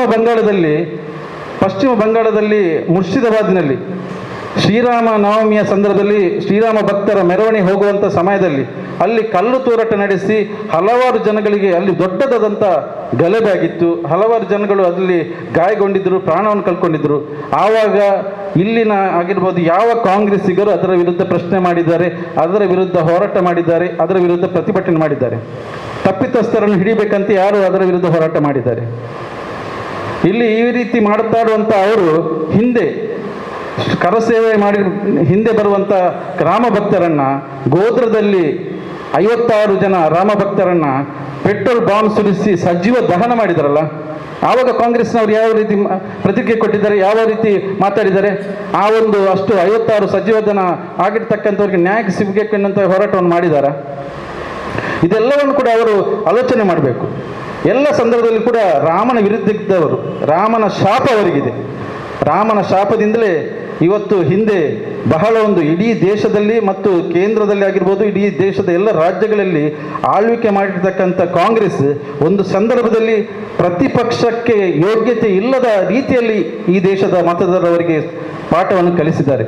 ಇನ್ನೂ ಕೂಡ ಅವರಿಗೆ ಬುದ್ಧಿ ಬಂದಿಲ್ಲ. ಇವತ್ತು ಬೆರಳೆಣಿಕೆಯ ರಾಜ್ಯಗಳಲ್ಲಿ ಕಾಂಗ್ರೆಸ್ ಸರ್ಕಾರ ಇದೆ, ಅದು ಕೂಡ ಕೆಲವರನ್ನು ಸೇರಿಸಿಕೊಂಡು ಅವರು ಮಾಡಿರ್ತಕ್ಕಂಥ ಸರ್ಕಾರ. ಇವರ ಜೊತೆಯಲ್ಲಿ ಇದ್ದಂಥವ್ರು ಯಾರು? ಇಂಡಿ ಒಕ್ಕೂಟ ಇದೆ ಇವರದು. ಇಂಡಿ ಒಕ್ಕೂಟದಲ್ಲಿ ಇರುವವರು ಯಾರು? ಉತ್ತರ ಪ್ರದೇಶದಲ್ಲಿ ರಾಮ ಭಕ್ತರ ಮೇಲೆ ಗೋಲಿಬಾರ್ ಮಾಡಿದಂಥ ಮುಲಾಯಂ ಸಿಂಗ್ರವರ ಸಮಾಜವಾದಿ ಪಕ್ಷ ಇವರ ಇಂಡಿ ಕೂಟದೊಟ್ಟಿಗಿದೆ. ಹಲವಾರು ರಾಮ ಭಕ್ತರನ್ನು ಕರಸೇವಕರನ್ನು ಬಂಧಿಸಿದಂಥ ಬಿಹಾರದ ಲಾಲು ಪ್ರಸಾದ್ ಯಾದವ್ ಅವರ RJD ಪಕ್ಷ ಇವರ ಇಂಡಿ ಕೂಟದಲ್ಲಿದೆ. ಪಶ್ಚಿಮ ಬಂಗಾಳದಲ್ಲಿ ಹಿಂದೂಗಳ ಮೇಲೆ ನರಮೇಧ ಮಾಡುವಂಥ ತೃಣಮೂಲ್ ಕಾಂಗ್ರೆಸ್ ಇವರ ಜೊತೆ ಇದೆ. DMKಯ ಉದಯ ಸ್ಟಾಲಿನ್ ಏನು ಹೇಳಿಕೆ ಕೊಟ್ಟಿದ್ದಾರೆ? ಅವರು ಸನಾತನ ಧರ್ಮವನ್ನು ನಾಶ ಮಾಡಬೇಕು, ಸನಾತನ ಧರ್ಮ ಹಿಂದೂ ಧರ್ಮ ಕ್ಯಾನ್ಸರ್ ಎನ್ನುವಂಥ ರೀತಿಯಲ್ಲಿ ಹೇಳಿಕೆ ಕೊಟ್ಟಿದ್ದಾರಲ್ಲ. ಆವಾಗ ಈ ಕಾಂಗ್ರೆಸ್ನವರಲ್ಲಿದ್ದರು, ಅವರ ಜೊತೆ ಕಾಂಗ್ರೆಸ್ ಸರ್ಕಾರ ಮಾಡಲಿಲ್ವಾ? ನಮ್ಮದೇ ಇಲ್ಲಿನ ರಾಜ್ಯದ ಸಚಿವರಾದಂಥ ಸತೀಶ್ ಜಾರಕಿಹೊಳಿ ಹಿಂದೂ ಅಂದರೆ ಅಸಹ್ಯ ಅನ್ನುವಂಥ ರೀತಿಯಲ್ಲಿ ಒಂದು ಪದ ಬಳಕೆಯನ್ನು ಮಾಡಿದರು. ಅದನ್ನೆಲ್ಲವನ್ನು ಕೂಡ ಅವರಿಗೆ ನೆನಪು ಮಾಡುವಂಥ ಕೆಲಸವನ್ನು ಮಾಡ್ತಾ ಇದ್ದೇನೆ. ಆ ಸಮಯದಲ್ಲಿ ಈ ಕಾಂಗ್ರೆಸ್ನವರು ಎಲ್ಲಿ ಬೀಳದಲ್ಲಿದ್ರ? ಆವಾಗ ಯಾಕೆ ಅದನ್ನು ಎದುರಿಸಿ ಮಾತಾಡಲಿಲ್ಲ? ಇವತ್ತು ಈಗಾಗಲೇ ಅಲ್ಲಿ ಉತ್ತರ ಪ್ರದೇಶದಲ್ಲಿ ನಮ್ಮ BJP ಸರ್ಕಾರ ಇದೆ. ಇದಕ್ಕೆ ತನಿಖೆಗಾಗಿ SIT ರಚನೆ ಮಾಡಿದೆ. ಅದರ ಜೊತೆಗೆ SITಯಲ್ಲಿ 8 ಜನರ ಯಾರು ಆರೋಪಿ ಅಂತ ಅವರು ಗುರುತಿಸಿದರೆ ಅವರನ್ನು ಟ್ರಸ್ಟ್ನಿಂದ ಅವರನ್ನು ಹೊರಗಿಡುವಂಥ ಕೆಲಸ ಕೂಡ ಆಗಿದೆ. ಮತ್ತು ಟ್ರಸ್ಟ್ನವರು ನಿಖರವಾಗಿರ್ತಕ್ಕಂಥ ಮಾಹಿತಿಯನ್ನು ಕೊಟ್ಟಿದ್ದಾರೆ. ಯಾವುದೇ ರೀತಿಯಾಗಿರ್ತಕ್ಕಂಥ ಭಕ್ತಾದಿಗಳು ಕೊಟ್ಟಂಥ ಏನು ವಸ್ತುಗಳಿದೆ ಅದು ಕಳ್ಳತನ ಆಗಿಲ್ಲ ಮತ್ತು ಹಣದಲ್ಲಿ ಕಳ್ಳತನ ಆಗಿದೆ. ಇದರ ಬಗ್ಗೆ ಗಂಭೀರವಾಗಿರ್ತಕ್ಕಂಥ ಒಂದು ತನಿಖೆ ಕೂಡ ಆಗ್ತಾ ಉಂಟು ಮತ್ತು ತಪ್ಪಿತಸ್ಥರು ಯಾರೇ ಆದರೂ ಕೂಡ ಅದಕ್ಕೆ ಶಿಕ್ಷೆ ಆಗಬೇಕು ಅನ್ನುವಂಥದ್ದನ್ನು ಕೂಡ ಸ್ಪಷ್ಟವಾಗಿ ನಮ್ಮ ಸಂಘದ ಹಿರಿಯರು ಕೂಡ ಹೇಳಿದ್ದಾರೆ ಮತ್ತು ಟ್ರಸ್ಟ್ನವರು ಕೂಡ ಹೇಳಿದ್ದಾರೆ ಮತ್ತು ಅಲ್ಲಿನ ಸರ್ಕಾರ ಕೂಡ ಅದಕ್ಕೆ ಆ ರೀತಿಯಲ್ಲಿ ಕೆಲಸವನ್ನು ನಿಷ್ಪಕ್ಷಪಾತವಾಗಿ ಮಾಡ್ತಾ ಉಂಟು. ಅದರ ನಡುವೆ ಇದರ ಮುಖಾಂತರ ತಮ್ಮ ರಾಜಕೀಯ ಬೇಳೆಯನ್ನು ಬೆಳೆಸಲಿಕ್ಕೆ ಕಾಂಗ್ರೆಸ್ ಹೊರಟಿರುವಂಥದ್ದು ಬಹಳ ಒಂದು ದುರದೃಷ್ಟಕರ. ಇವರಿಗೆ ರಾಮ ಮಂದಿರ ಒಡೆದವರು ಯಾರು ಅಂತ ಹೇಳಿದರೆ ಧೈರ್ಯದಲ್ಲಿ ಹೇಳಲಿಕ್ಕೆ ಇವರಿಗೆ ಅಷ್ಟು ಧೈರ್ಯ ಇಲ್ಲ. ಸೋಮನಾಥ ದೇವರನ್ನು ಹೊಡೆದವರು ಯಾರು ಅಂತ ಕೇಳಿದರೆ ಅದನ್ನು ಹೇಳಲಿಕ್ಕೆ ಇವರಿಗೆ ಧೈರ್ಯ ಇಲ್ಲ. ಇವತ್ತು ರಾಮ ಮಂದಿರ ಅನ್ನುವಂಥ ರೀತಿಯಲ್ಲಿ ಮಾತಾಡ್ತಿದ್ದಾರೆ. ಆದರೂ ರಾಮನ ಒಂದು ಪದ ಅವರ ಬಾಯಲ್ಲಿ ಬರಲಿಕ್ಕೆ ಕಾರಣ ಆಗಿದೆ. ಇವತ್ತು ರಾಮನ ಬಗ್ಗೆ ಅವರಿಗೆ ರಾಮನ ಶಕ್ತಿ ಕೂಡ ಅವರಿಗೆ ಗೊತ್ತಾಗಿದೆ. ಈ ಒಂದು ಸಂದರ್ಭದಲ್ಲಿ ನರೇಂದ್ರ ಮೋದಿ ಅವರ ಹೆಸರನ್ನು ಅವರು ಹೇಳುತ್ತಿರುವಂಥದ್ದು ಬಹಳ ಹಾಸ್ಯಾಸ್ಪದ. ಈಗಾಗಲೇ ಹೇಳಿದಂತೆ ನ್ಯಾಷನಲ್ ಹೆರಾಲ್ಡ್ ಪ್ರಕರಣದಲ್ಲಿ ಬೇಲ್ನಲ್ಲಿರ್ತಕ್ಕಂಥ ಸೋನಿಯಾ ಗಾಂಧಿ ಮತ್ತು ರಾಹುಲ್ ಗಾಂಧಿ ಅವರ ಬಗ್ಗೆ ಇವರು ಪ್ರಶ್ನೆ ಮಾಡಲಿ. ಅವರು ಯಾಕೆ ರಾಜೀನಾಮೆ ಕೊಟ್ಟಿಲ್ಲ? ಒಪೋಸಿಷನ್ ಪಾರ್ಟಿ ಲೀಡರ್ ರಾಹುಲ್ ಗಾಂಧಿಯನ್ನು ಇವರು ಯಾಕೆ ಆಯ್ಕೆ ಮಾಡಿದ್ದಾರೆ? ಮತ್ತು ರಾಮನ ಮುಖಾಂತರವಾಗಿ BJP ಅಧಿಕಾರಕ್ಕೆ ಬರ್ತಾ ಉಂಟು ಅಂತ ಹೇಳ್ತಾರೆ. ರಾಮನ ಹೆಸರಲ್ಲಿ BJP ಅಧಿಕಾರಕ್ಕೆ ಬರ್ತಿಲ್ಲ. ರಾಮ ಆಗಿರ್ಬೋದು ಅಥವಾ 370 ಆರ್ಟಿಕಲ್ ತೆಗೆಯುವಂಥದ್ದಾಗಿರ್ಬೋದು, ಸಮಾನ ನಾಗರಿಕತೆ ವಿಚಾರ ಆಗ್ಬೋದು, ಇದನ್ನೆಲ್ಲವನ್ನು ಮುಂದಿಟ್ಟುಕೊಂಡು ಈ ದೇಶದ ಜನರು BJPಯನ್ನು ಆಯ್ಕೆ ಮಾಡಿದ್ದಾರೆ. ಆದರೆ ಕಾಂಗ್ರೆಸ್ ಗಾಂಧೀಜಿಯ ಹೆಸರನ್ನು ಹೇಳ್ಕೊಂಡು ಅಧಿಕಾರವನ್ನು ಪಡೆದಿದೆ. ಅಧಿಕಾರವನ್ನು ಇಷ್ಟರವರೆಗೂ ಕೂಡ ಗಾಂಧೀಜಿಯ ಹೆಸರನ್ನು ಇಟ್ಕೊಂಡೇ ಪಡೆದುವಂಥದ್ದು. ಮುಂದಕ್ಕೆ ಕೂಡ ಗಾಂಧೀಜಿಯ ಹೆಸರನ್ನೇ ಇಟ್ಕೊಂಡು ಅವರು ರಾಜಕೀಯವನ್ನು ಮಾಡ್ತಿದ್ದಾರೆ. ಅದಕ್ಕೋಸ್ಕರ ಎಲ್ಲವನ್ನು ಕೂಡ ಈ ಸಂದರ್ಭದಲ್ಲಿ ಇವರೆಲ್ಲರೂ ಕೂಡ ಇದನ್ನು ಗಮನಿಸಬೇಕು. ರಾಮನ ಬಗ್ಗೆ ಮಾತಾಡಲಿಕ್ಕೆ ಇವರಿಗೆ ಯೋಗ್ಯತೆ ಇಲ್ಲ. ರಾಮನ ಬಗ್ಗೆ ಮಾತಾಡಲಿಕ್ಕೆ ಇವರಿಗೆ ನೈತಿಕತೆ ಇಲ್ಲ. ಹನುಮಾನ್ ಚಾಲೀಸ್ ಪಠಣ ಮಾಡಿದಂಥವರನ್ನು ಕೂಡ ಹಲ್ಲೆ ಮಾಡಿದಂಥವರು ರಾಜ್ಯದಲ್ಲಿ, ಬೇರೆ ಎಲ್ಲ ನಮ್ಮ ರಾಜ್ಯದಲ್ಲಿ ಹನುಮಾನ್ ಚಾಲೀಸ ಪಠಣ ಮಾಡಿದಂಥವರ ಮೇಲೆ ಹಲ್ಲೆ ಆಗುವಂಥ ಸಮಯದಲ್ಲಿ ಕೂಡ ಕಾಂಗ್ರೆಸ್ಸಿಗರು ಮೌನವಿದ್ದರು. ಇಲ್ಲಿ ಅಯೋಧ್ಯೆಯಲ್ಲಿ ರಾಮ ಮಂದಿರ ಆಗುವಂಥ ಸಮಯದಲ್ಲಿ ಆ ಹಿಂದೆ ಕರಸೇವೆ ಮಾಡಿದಂಥ ಇಬ್ಬರನ್ನು ಕೂಡ ಆ ಸಮಯದಲ್ಲಿ ಬಂಧನ ಮಾಡಿದಂಥ ಸರ್ಕಾರ ಸಿದ್ದರಾಮಯ್ಯರವರ ಸರ್ಕಾರ, ಕಾಂಗ್ರೆಸ್ಸಿನ ಸರ್ಕಾರ. ಇದೆಲ್ಲವನ್ನು ಇವರು ತಿಳ್ಕೊಂಡ ನಂತರ ಇವರು ಮಾತಾಡಬೇಕನ್ನುವಂಥ ಮಾತನ್ನು ಈ ಸಂದರ್ಭದಲ್ಲಿ ಹೇಳ್ತಾ ಇದ್ದೇನೆ. ಮತ್ತೊಮ್ಮೆ ಅವರಿಗೆ ನೆನಪಿಸುವಂಥದ್ದು, ರಾಮನ ವಿರುದ್ಧವಾಗಿ ಇದ್ದಂಥ ಒಂದು ಕಾಂಗ್ರೆಸ್ ಪಕ್ಷ ರಾಮನ ವಿರುದ್ಧವೇ ಇವತ್ತಿಗೂ ಕೂಡ ಅದರ ವಿರುದ್ಧವೇ ಇರುವಂಥದ್ದು. ಇದು ಕೇವಲ ಅವರ ಮೊಸಳೆ ಕಣ್ಣೀರು, ಕೇವಲ ಒಂದು ರಾಜಕೀಯ ಲಾಭಕ್ಕೋಸ್ಕರ ಮಾಡುತ್ತಿರುವಂಥ ಒಂದು ಕಪಟ ನಾಟಕ. ಮತ್ತು ಅದನ್ನು ಈ ದೇಶದ ಜನರು ಖಂಡಿತವಾಗಿ ಅದನ್ನು ಅರಿತಿದ್ದಾರೆ ಮತ್ತು ಅದಕ್ಕೆ ಯಾವುದೇ ಜನಗಳು ಅದಕ್ಕೆ ಬೆಲೆಯನ್ನು ಕೊಡುವುದಿಲ್ಲ ಅಂತ ಈ ಸಂದರ್ಭದಲ್ಲಿ ಹೇಳಲಿಕ್ಕೆ ನಾನು ಇಚ್ಛೆ ಪಡ್ತಿದ್ದೇನೆ.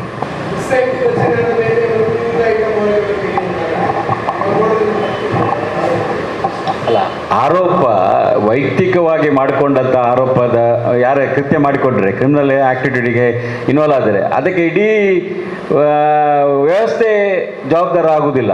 ನಮಗೆ ಒಂದು ಕೃತ್ಯ ಬಯಲಿಗೆ ಬರುವುದು ಗೊತ್ತಾದ ಕೂಡಲೇ SIT ರಚನೆ ಮಾಡಿದರು, ಎಲ್ಲ ಕೃತ್ಯಗಳು ಬಯಲಿಗೆ ಬಂತು. ಇನ್ನು ಏನಿದ್ರು ಕಾನೂನು ರೀತಿಯಲ್ಲಿ ಅವ್ರು ಕ್ರಮ ಕೈಗೊಳ್ತಾರೆ. ಯಾಕಂದರೆ ನಮಗೆ ಬೇಕಾದಷ್ಟೇ ತಪ್ಪು ಮಾಡಿದ ವಿರುದ್ಧ ಕಾನೂನು ಕ್ರಮ ಆಗಬೇಕು, ಅದು ಮಾಡ್ತಾ ಇದ್ದಾರೆ. ಒಂದು ವೇಳೆ ಅದನ್ನು ಸಾಫ್ಟ್ ಕಾರ್ನರ್ ಮಾಡಿಸಿ ಕೆಲವರು ಅದರಲ್ಲಿ ಆಧಾರ ಮತ್ತೊಂದು ಹೇಳ್ತಾರೆ, ಕೆಲವರು ಹೇಳುವಾಗ ಅವರನ್ನು ಬಂಧನ ಮಾಡಬೇಕು, ಇವರನ್ನು ಬಂಧನ ಮಾಡಬೇಕು ಅಂತ ಹೇಳ್ಬೋದು. ಬಟ್ ಅಲ್ಲಿ ಸಾಕ್ಷ್ಯ ಬೇಕು, ಅವರ ವಿರುದ್ಧ ಸಾಕ್ಷ್ಯ ಇದ್ದರೆ ಬಂಧನ ಮಾಡ್ಬೋದು. ಈ ವಿಚಾರದಲ್ಲಿ ಯಾವುದೇ, ಯಾಕಂದರೆ ಇವತ್ತು ಒಂದು ಆ ವಿಚಾರವನ್ನು ಅಲ್ಲಿ ಒಂದು ವೇಳೆ ಉತ್ತರ ಪ್ರದೇಶದಲ್ಲಿ BJP ಸರ್ಕಾರ ಇದ್ದರೂ ಕೂಡ ಒಂದು ವೇಳೆ ಅವರಿಗೆ ಅದನ್ನು ಮುಚ್ಚಿ ಹಾಕುವಂಥ ಕೆಲಸ ಮಾಡ್ಬೋದು, ಅದು ಮಾಡುವುದಿಲ್ಲ. ಈಗ ಕ್ಲಿಯರ್ ಆಗಿ ಯಾರಿಗೂ ಒಂದು ತೊಂದರೆ ಸಪೋಸ್ ಅಲ್ಲಿ ಆರೋಪಿತರು ಯಾರಿದ್ರು ಕೂಡ ಅದನ್ನು ಭಾರಿ ಚಂದದ ರೀತಿಯಲ್ಲಿ ಎಲ್ಲ ವಿಚಾರ ಕಾನೂನಿನ ಅಡಿಯಲ್ಲಿ ಏನೆಲ್ಲ ಉಂಟು ಅದನ್ನು ಮಾಡ್ತಾ ಇದ್ದಾರೆ.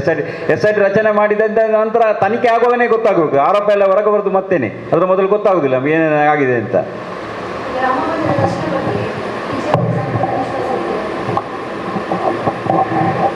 ಅಲ್ಲ, ಮೊನ್ನೆ ಆರೋಪ ಬಂದ ನಂತರ ಕೆಲವು ಬದಲಾವಣೆ ನಾವು ಮಾಡಿದ್ದೀರಿ, ನೀವು ಗೊತ್ತಿರ್ಬೋದು. ಯಾವುದೋ ಒಂದು ಬದಲಾವಣೆ ಆಗಬೇಕಾದ್ರೆ ಯಾವುದೋ ಒಂದು ವಿಚಾರ ನಮಗೆ ಬಯಲು ಬಂದ ನಂತರನೇ ಗೊತ್ತಾಗುತ್ತೆ. ಅದರ ಬಗ್ಗೆ ಚರ್ಚೆ ಆಗಿದೆ. ಆ ಟ್ರಸ್ಟ್ನೇ ನಂಬಿಕೆ ಉಳಿಸಬೇಕು ಅಂತ ದೃಷ್ಟಿಕೋನದಲ್ಲಿ ಕೆಲವು ಬದಲಾವಣೆ ಮಾಡಿದ್ದಾರೆ. ಇನ್ನು ಮುಂದೆ ಒಂದು 10-20 ದಿವಸಗಳ ನಡುವಿನಲ್ಲಿ ಮುಂದೆ ಅಥವಾ ಕೆಲವೊಂದು ಎಲ್ಲಿ ಲೋಪದೋಷಗಳಾಗಿದೆ, ಯಾರ ನೆಗ್ಲಿಜೆನ್ಸ್ ಇಲ್ಲ ಆಗಿದೆ, ಈ ವಿಚಾರಗಳೆಲ್ಲ ಚರ್ಚೆ ಮಾಡಿ ಸಂಬಂಧಪಟ್ಟವರು ಒಳ್ಳೆಯ ಟ್ರಸ್ಟ್ ಮುಂದೆ ನೇಮಕ ಮಾಡಲಿಕ್ಕೆ ಇದ್ದಾರೆ. ಅದಕ್ಕೆ ಕಾರಣ ಯಾರು? ಬಿಜೆಪಿ ಹಿಂದಿನ ಸಂಸದಿರುವಾಗ ಆದಂತಹ ಹೋಗ್ಬಿಟ್ಟು ಅದನ್ನು ಸ್ವಲ್ಪ ಮುಂದೆ ತೆಗೆದುಕೊಂಡವರಿಗೆ ಅಡಿಯಲ್ಲಿ ಕೊಟ್ಟಿದ್ರೆ ಸರಿಯಾಗ್ತಿತ್ತು.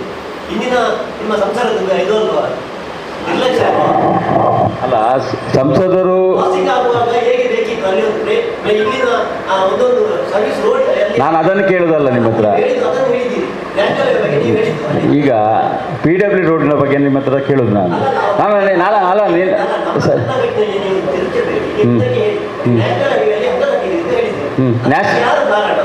ನ್ಯಾಷನಲ್ ಹೈವೇಗೆ ನಾನು ಹಗ್ಗ ಕಟ್ಟಿದ ವಿಚಾರ ಹೇಳಿದಲ್ಲ. ಓವರ್ ಬ್ರಿಡ್ಜಿಂದ ಅಬ್ಬಕ್ಕ ಸರ್ಕಲ್ಗೆ ಹೋಗುವಂಥ ರಸ್ತೆಗೆ ನಾನು ಕೇಳ್ತಾ ಇದ್ದೇನೆ. ನೀವು ಅಲ್ಲ, ಇಲ್ಲಿ ನೀವು ಬೇರೆ ವಿಧಾನಸಭಾ ಕ್ಷೇತ್ರಕ್ಕೊಮ್ಮೆ ಹೋಗಿ ನೋಡಬೇಕು. ಇಲ್ಲಿ ತುಲನೆ ಮಾಡಿ ಒಂದು ಸ್ವಲ್ಪ ನೋಡಿ. ನಾನು ತೊಕ್ಕೋಟಿನ ಈ ಜಾಗವನ್ನೊಮ್ಮೆ ನೋಡಿದರೆ ನಿಮಗೆ ಗೊತ್ತಾಗ್ತದೆ ಎಷ್ಟು ಇಂಪ್ರೂವ್ಮೆಂಟ್ ಆಗಿದೆ ಅಂತ. ನಾನು ಕೇಳ್ತಾ ಇದ್ದೇನೆ ನೋಡಿ, ಒಂದು ವಿನ್ಯಾಸ, ನ್ಯಾಷನಲ್ ಹೈವೇಯ ಬಗ್ಗೆ ವಿನ್ಯಾಸ ವರ್ಷಕ್ಕೊಮ್ಮೆ ಟೆಕ್ನಿಕಲ್ ಇದೆಲ್ಲ ಬೆಳೆಯುವಾಗ ಬೇರೆ ಬೇರೆ ರೀತಿಯಲ್ಲಿ ಬರುತ್ತದೆ. ಅವತ್ತಿದ್ದಂಥ ಇಂಜಿನಿಯರ್ಗಳ ಟೆಕ್ನಿಕಲ್ ವಿನ್ಯಾಸ ಇಷ್ಟು ಮಾಡಿದ್ದಾರೆ. ಈಗ ಅಲ್ಲಿ ಸ್ವಲ್ಪ ಇಂಪ್ರೂವ್ಮೆಂಟ್ ಆಗಿದೆ. ಟೆಕ್ನಿಕಲ್ ಇಂಪ್ರೂವ್ ಆದ ಕೂಡಲೇ ಅಲ್ಲಿ ವಿನ್ಯಾಸ ಚೇಂಜ್ ಮಾಡಿದ್ದಾರೆ ಅಷ್ಟೇ. ಇನ್ನು ಮುಂದೆ ಬಂದಾಗ ಅದಕ್ಕೊಂದು ಮುಂಚೆ ಬೇರೆ ರೀತಿಯಲ್ಲಿ ಬರುತ್ತೆ. ಕ್ರಾಸಿಂಗ್ ರೋಡ್ ಇತ್ತು. ಆಗ ನಿಮ್ಮ ಶಾಸಕರು ನಿದ್ದೆ ಮಾಡ್ತಿದ್ರ? ಇಲ್ಲಿಯ ಶಾಸಕರು ಆಗ ನಿದ್ದೆ ಮಾಡ್ತಿದ್ರ ಅಂತ ಕೇಳ್ತಾ ಇದ್ದೇನೆ ನಾನು.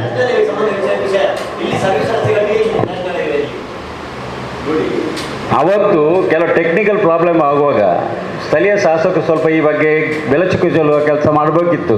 ಒಮ್ಮೆ ಗೊತ್ತಿರಲಿ, ಒಂದು ನ್ಯಾಷನಲ್ ಹೈವೇಗೆ ಸ್ಕೆಚ್ ಒಮ್ಮೆ ಪಾಸ್ ಮಾಡಿದ ನಂತರ ಚೇಂಜಸ್ ಮಾಡಲಿಕ್ಕೆ ಭಾರಿ ಕಷ್ಟ ಆಗ್ತದೆ. ಅದು ಭಾರಿ ಕಷ್ಟ ಉಂಟು. ಒಮ್ಮೆ ಚೇಂಜಸ್ ಆಗುವಂಥ ಸಮಯದಲ್ಲಿ ನಮ್ಮ ಶಾಸಕರಿಗೆ ಗೊತ್ತಿತ್ತು, ಯಾಕೆ ಮಾತಾಡಲಿಲ್ಲ ಅವತ್ತು? ಅವರು ಮೌನವಾಗಿ, ನಾನು ಹೇಳ್ತಾ ಇದ್ದೇನೆ, ಅವರ ನೆಗ್ಲಿಜೆನ್ಸಿಂದಾಗಿ ಇಷ್ಟೆಲ್ಲ ಆದವು ಸಮಸ್ಯೆ. ಇಲ್ಲಿ ಮಾತಾಡುವಾಗ ಹೈವೇ ಅಂತ ಮಾತಾಡ್ತಾರೆ ಎಲ್ಲರೂ. ಇಲ್ಲಿಯ ಶಾಸಕರಿಗೂ ಸ್ವಲ್ಪ ಜವಾಬ್ದಾರಿ ಉಂಟು. ಅಲ್ಲಿ ನಾನು ಕೇಳಿದಂತ ನಮ್ಮ ಓವರ್ ಬ್ರಿಡ್ಜಿಂದ ಇಲ್ಲಿ ಅಬ್ಬಕ್ಕ ಸರ್ಕಲ್ ತನಕ ಹೋಗುವಂಥ ರಸ್ತೆಯಲ್ಲಿ ಆ ಹಗ್ಗ ಕಟ್ಟಿದ ನೋಡುವಾಗ ನಿಮಗೂ ಏನಾಗುತ್ತೆ ಅನಿಸ್ತದೆ? ಒಂದು ಹಗ್ಗ ಕಟ್ಟಿ ಡಿವೈಡ್ ಮಾಡಿ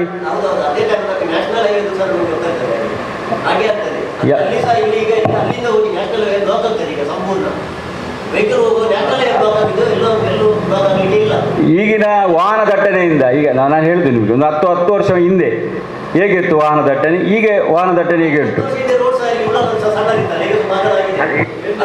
ಹೈವೇಯಲ್ಲಿ ಬ್ಲಾಕ್ ಆಗೋದಕ್ಕೆ ವಿಷಯ ಹೇಳಿದ್ವಿ ಅವತ್ತು. 10 ವರ್ಷದ ಹಿಂದೆನ ವಿನ್ಯಾಸ ಅದು.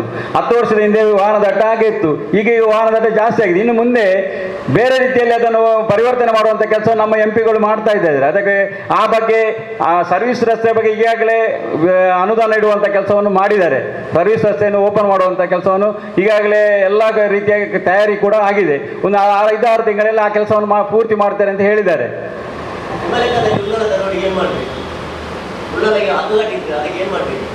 ನೋಡಿ, ಅಲ್ಲಿ ಸ್ಪೆಸಿಫಿಕ್ಕಾಗಿ ರೋಡ್ ಅಗಲ ಮಾಡಬೇಕು. ಒಂದು ಬ್ರಿಡ್ಜ್ ಕೂಡ ಹೊಸತಾಗಬೇಕು.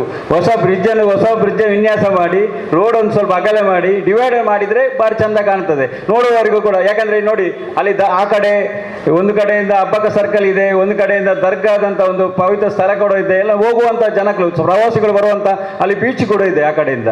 ಈ ಪ್ರವಾಸಿಗಳು ಬರುವಾಗ ಈ ಹಗ್ಗ ಕಟ್ಟಿದ ನೋಡಿದಾಗ ಏನು ಅನಿಸ್ಬೋದು ಉಲ್ಲಾಳದ ಭಾಗದವರ ಜನ?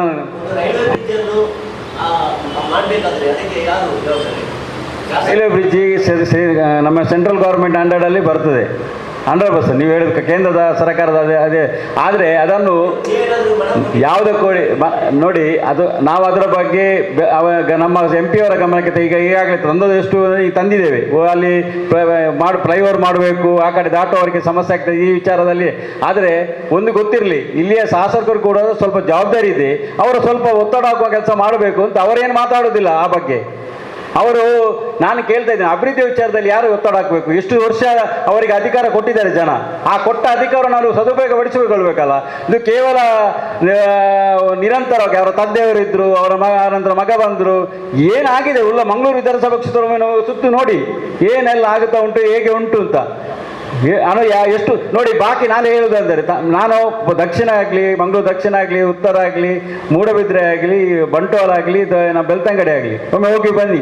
ಎಷ್ಟು ಅಭಿವೃದ್ಧಿ ಕೆಲಸಗಳೆಲ್ಲ ಈ ಗ್ರಾಮದಲ್ಲಿ ಆಗಿದೆ ಅಂತ ನೋಡಿ. ಈ ನಮ್ಮ ಕ್ಷೇತ್ರ ಒಮ್ಮೆ ನೋಡಿ, ಆವಾಗ ನಿಮಗೆ ಗೊತ್ತಾಗೋದು ನಮ್ಮ ಯುಟಿಕಾದವರ ಸಾಧನೆ ಏನಂತ ಗೊತ್ತಾಗುತ್ತೆ. ಮಾತಾಡುವಾಗ ಹೇಳ್ತಾರೆ ಭಾರಿ ಒಳ್ಳೆ ಜನ ಎಲ್ಲ ಹೇಳ್ತಾರೆ, ಆದರೆ ಜನ ದೊಡ್ಡ ಒಳ್ಳೆಯವರದ್ದಾದ್ರೆ ಆಗೋದಿಲ್ಲ. ಇಲ್ಲಿ ಸ್ವಲ್ಪ ಅಭಿವೃದ್ಧಿ ಕೆಲಸವನ್ನು ಮಾಡಬೇಕು ಅವರು.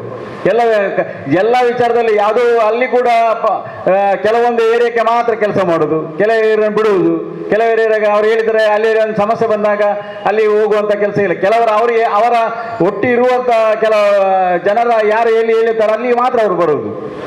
ನಿಮಗೆ ಗೊತ್ತಿರ್ಬೋದು, ಇಲ್ಲಿ ಕೆರೆಬೈಲಲ್ಲಿ ಮಳೆ ಬರುವಾಗ ಏನೆಲ್ಲ ಗುಡ್ಡಗಸುವಂಥ ಪರಿಸ್ಥಿತಿಗೆ ಎಷ್ಟು ವರ್ಷದಿಂದ ಉಂಟು. ಇವತ್ತಿನ ಕೂಡ ಇದೊಂದು ಪರ್ಮನೆಂಟ್ ಸೊಲ್ಯೂಷನ್ ಅವರು ಹುಡುಕಲಿಲ್ಲ. ಈಗಲೂ ಕೂಡ ಅಲ್ಲಿ ಜನ ಪಾಪ ಭೀತಿಯಲ್ಲಿ ವಾಸ ಮಾಡ್ತಾ ಇದ್ದಾರೆ. ಅಂತ ಪರಿಸ್ಥಿತಿಗೆ ಏನಾದರೂ ಒಂದು ಪರ್ಮನೆಂಟ್ ಸೊಲ್ಯೂಷನ್ ಬೇಕಲ್ಲ, ಅದನ್ನು ಮಾಡಲಿಲ್ಲ. ಕಡಲ ಕೊರತೆ ಬಗ್ಗೆ ಪರ್ಮನೆಂಟ್ ಸೊಲ್ಯೂಷನ್ ಅಲ್ಲಿ ಇವತ್ತಿನ ತನಕ ಇಲ್ಲ. ಅಲ್ಲಿ ಎಷ್ಟು ಅವ್ಯವಹಾರವಾಗಿದೆ ಅದನ್ನು ಬಿಚ್ಚಿ ನೋಡಿದರೆ ಅಲ್ಲಿಗೂ ಕೂಡ ಉಂಟು ತುಂಬ. 100% ಸಂಪೂರ್ಣ ನ್ಯಾಯ ಸಿಕ್ಕಿದೆ ಅಂತ ಹೇಳಲಿಕ್ಕೆ ಬರುವುದಿಲ್ಲ. ಯಾಕೆಂದರೆ ಇವತ್ತು ಮಂಜಿನ ಗ್ರಾಮ ಪಂಚಾಯತಿನ ಒಂದು ನೆಗ್ಲಿಜೆನ್ಸಿಂದ ಈ ಒಂದು ದೊಡ್ಡ ಅನಾಹುತ ಆಗಿದೆ. ಅಲ್ಲಿ ರಸ್ತೆ ಮಾಡಲಿಕ್ಕೆ ಹೋಗಿ ನಮ್ಮ ಇದು ಕೆಲವೊಂದು ತಾಂತ್ರಿಕ ದೋಷದಿಂದ ಅದು ಆದದ್ದು. ಆ್ಯಕ್ಚುಲಿ ಏನಾಗಿದೆ ಅಂದರೆ ಇವತ್ತು ಪೊಲೀಸ್ ಡಿಪಾರ್ಟ್ಮೆಂಟ್ ನೆಗ್ಲಿಜೆನ್ಸ್ ಕೇಸ್ ಹಾಕಬೇಕಾದ್ರೆ ಅವರಿಗೆ ಸರಿಯಾದ ದಾಖಲಾತಿ ಆಧಾರ ಇಲ್ಲ ಅಂತ ಅವ್ರು ಹೇಳುದು. ಆದರೆ ಇದನ್ನೆಲ್ಲ ಕೊಡದ ಹಾಗೆ ಇದು ಮುಚ್ಚುವಂಥ ಕೆಲಸ ಮಾಡಿದ್ದಾರೆ ಅಂದರೆ ಅಲ್ಲಿಯ ಸ್ಥಳೀಯ ಕಾಂಗ್ರೆಸ್ಸಿನ ಪುಡಾರಿಗಳು ಅವರು ನಮ್ಮ ಶಾಸಕರಿಗೆ ಸಚಿವರಿಗೆ ಒತ್ತಡ ಹಾಕಿ ಅಲ್ಲಿ ಯಾವುದೇ ರೀತಿಯ ಅವರ ವಿರುದ್ಧ ಯಾವುದೇ ಸಾಕ್ಷ್ಯಗಳು ಸಿಕ್ಕದ ಹಾಗೆ ಮಾಡಿದರು. ಇದರಿಂದಾಗಿ ಅವರಿಗೆ ಪಾಪ ಇವತ್ತು ಸರ್ಕಾರದಲ್ಲಿ ಕೂಡ ಅವರಿಗೆ ಪರಿಹಾರ ಸಿಕ್ಕುವುದೊಂದಿಗೆ ಸ್ವಲ್ಪ ಕಷ್ಟ ಆಗಿದೆ. ಆದರೆ ನಾವು ಏನು ಮಾಡಿದ್ದೇವೆ ಅಂದರೆ ಮಾನವೀಯತೆ ದೃಷ್ಟಿಕೋನದಿಂದ ಕೆಲವೊಂದು ಟ್ರಸ್ಟಿನ ಮುಖಾಂತರ ಮಾತಾಡಿ ಅವರಿಗೆ ಒಂದು ಪರಿಹಾರ ಕೊಡುವಂಥ ಕೆಲಸಗಳನ್ನು RSS ಮತ್ತು ಭಾರತೀಯ ಜನತಾ ಪಾರ್ಟಿ ಕಡೆಯಿಂದ ಕೆಲಸ ಆಗಿದೆ. ಇವತ್ತು ನಾನು ಕೇಳ್ತಾ ಇದ್ದೇನೆ, ಒಂದು ಸ್ಥಳೀಯ ಶಾಸಕರಾಗಿ ಸಚಿವರಾಗಿ ಯುಟಿಕಾದರವರು ಅವರ ಜವಾಬ್ದಾರಿ ತುಂಬ ಉಂಟು ಅವರಿಗೆ. ಇಲ್ಲಿ ನಮ್ಮ ಕ್ಷೇತ್ರದ ಒಂದು ಮಹಿಳೆಗೆ ಅನ್ಯಾಯ ಆಗಿದೆ, ಅವರಿಗೆ 2 ಕಾಲುಗಳನ್ನು ಕಳೆದುಕೊಂಡಿದ್ದಾರೆ, ಅದಕ್ಕೆ ಒಂದು ವ್ಯವಸ್ಥೆ ಮಾಡುವ ಪರಿಹಾರ ಕೊಡುವಂಥ ಕೆಲಸವನ್ನು ಜವಾಬ್ದಾರಿ ಅವರು ಮಾಡಬೇಕಿದೆ. ಅದನ್ನು ಬಿಟ್ಟು ಆ ಕಡೆ ಯಾವುದೇ ತಲೆ ಹಾಕದೆ ಆ ಹೆಣ್ಣು ಮಗಳಿಗೆ ಏನಾದರೂ ಪರಿಹಾರ ಕೊಡುವಂಥ ಕೆಲಸದಲ್ಲಿ ಸರ್ಕಾರದಿಂದಾಗಲಿ ಯಾವ ಸರ್ಕಾರಕ್ಕೆ ಒತ್ತಡ ಹಾಕೋದಾಗಲಿ ಏನನ್ನೂ ಮಾಡದೆ ಕಣ್ಣು ಮುಚ್ಚಿ ಕುಳಿತುಕೊಂಡಿದ್ದಾರೆ. ಹಾಗಾದರೆ ಅರ್ಥ ಏನು? ಹಾಗಾದರೆ ಇವರು ಶಾಸಕರಾಗಿದ್ದು ಏನು ಪ್ರಯೋಜನ? ಇವರು ಕೇಳುದು ಒಂದು ಜನಸಾಮಾನ್ಯರು ಪಾಪದ ಒಂದು ಜನರಿಗೆ ಒಂದು ನ್ಯಾಯ ಕೊಡಲಿಕ್ಕೆ ಇವರಿಂದ ಆಗುವುದಿಲ್ಲ ಇದ್ದದೆ ಯೋಚನೆ ಮಾಡಲಿ. ನಮ್ಮ ಜನ ಯೋಚನೆ ಮಾಡಬೇಕು. ಮುಂದಿನ ಚುನಾವಣೆಯಲ್ಲಿ ಈ ಭಾಗದ ವಿಧಾನಸಭಾ ಕ್ಷೇತ್ರದ ಮತದಾರರು ಯೋಚನೆ ಮಾಡಬೇಕು. ಈ ಒಂದು ವಿಷಯ ಸಾಕು ಜನರಿಗೆ ಯೋಚನೆ ಮಾಡಲಿಕ್ಕೆ ಮುಂದೆ.